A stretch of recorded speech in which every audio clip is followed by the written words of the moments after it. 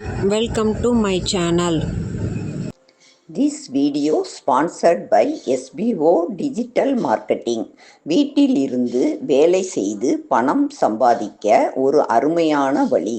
நம்பகமான company. Skip பண்ணாதீங்க, பெரிய தப்பு. தினம் 300 ரூபாய் சம்பாதிக்க அரிய வாய்ப்பு. இன்ஸ்டாகிராம், ஃபேஸ்புக் பயன்படுத்த தெரிந்தால் போதும். Content post and content publishing மூலமா தினம் 300 ரூபாய் சம்பாதிக்கலாம். இந்த வேலை செய்ய 5 நிமிடம் போதும். Work training support, group communication support, all language customer live chat support, முக்கியமா சொந்தமா ஒரு பிசினஸ் ஸ்டார்ட் பண்ற அளவுக்கு உங்களால கற்றுக்கொள்ளவும் முடியும், சம்பாதிக்கவும் முடியும். இந்த வேலை வாய்ப்பு வழங்குவது 5 வருடத்திற்கு மேல ரன் ஆகிட்டு இருக்க நம்ம தமிழ்நாட்டு company school of business organisation private limited. மேலும் விவரங்களுக்கு டிஸ்கிரிப்ஷன்ல கொடுத்திருக்க நம்பருக்கு வாட்ஸ்அப் பண்ணுங்க.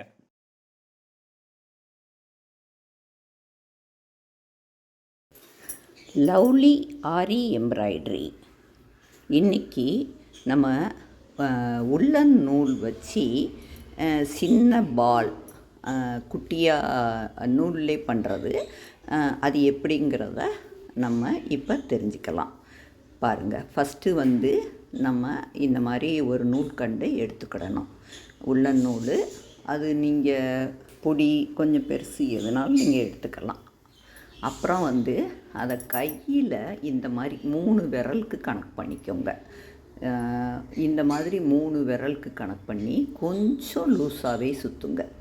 சுற்ற அது டைட் ஆகிரும். அதனால் ஓரளவுக்கு லூஸாக சுற்றணும். எண்ணிக்கிட்டே சுற்றுங்க. ஒரு 1 2 3 அப்படி சுற்றி கிட்டத்தட்ட ஒரு 60 அல்லது 65 வரையும் நீங்கள் சுற்றலாம்.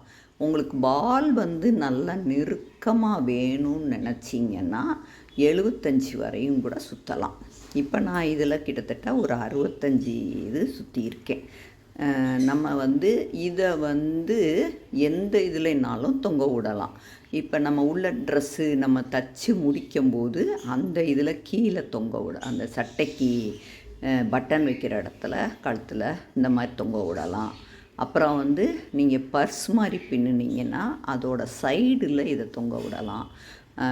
அப்புறம் பேக்கில் தொங்க விடலாம். நீங்கள் பார்த்துருப்பீங்க, பேக்கு, ஹேண்ட்பேக்கு இந்த மாதிரி இதிலெல்லாம் தொங்க விடலாம். இது ரொம்ப அழகாக இருக்கும் பார்க்குறதுக்கு.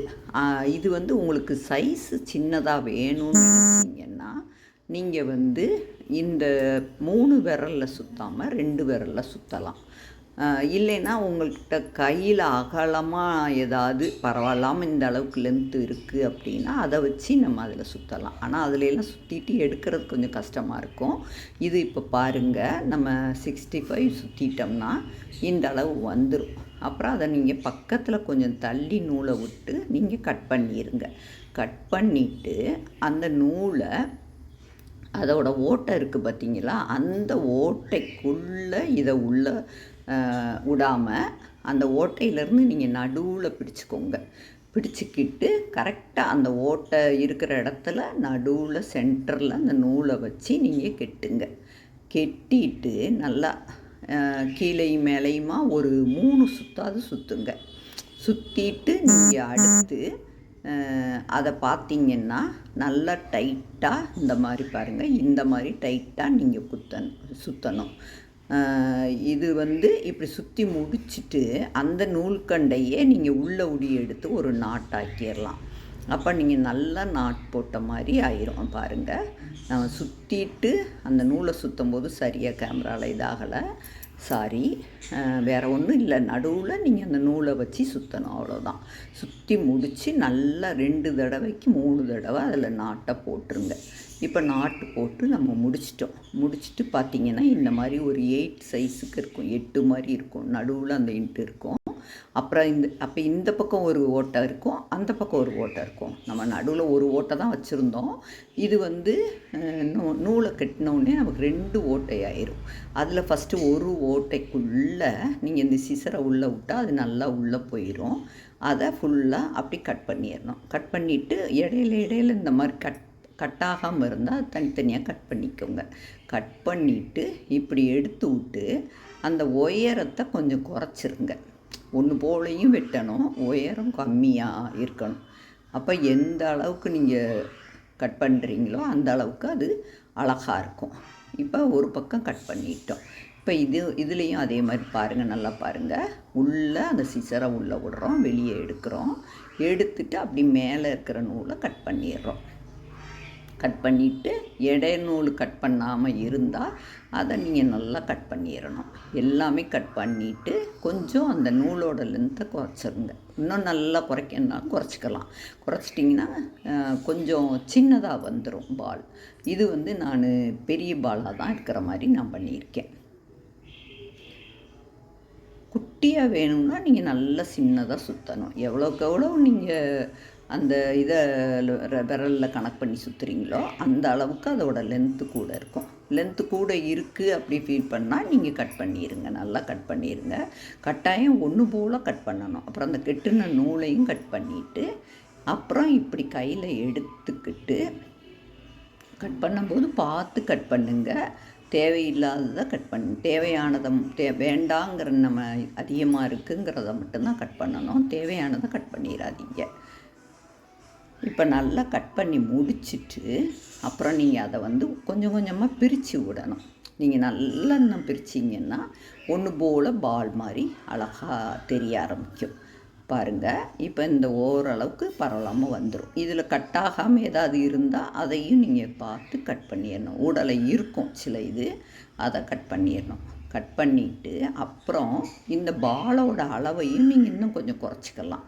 இப்போ இது கொஞ்சம் பெருசாக இருக்குது அப்படின்னு ஃபீல் பண்ணால் நம்ம அதை கையில் வச்சு கொஞ்சம் கொஞ்சமாக கட் பண்ணி விடணும். கட் பண்ணால் உங்களுக்கு அது நல்லா சின்னதாயிரும். இன்னும் ஆக்கணும்னா நீங்கள் இது மட்டும் நீங்கள் சுற்றுறதை மட்டும் இன்னும் கொஞ்சம் அதிகமாக நீங்கள் சுற்றணும்னு ஃபீல் சுற்றுனீங்கன்னா இன்னும் அடர்த்தியாக இருக்கும். நீங்கள் எவ்வளோக்கு எவ்வளவு ஒரு 80-90 வரையும் கூட நீங்கள் சுற்றலாம். சுற்றுனீங்கன்னா பால் ரொம்ப நெருக்கமாக நல்லாயிருக்கும்.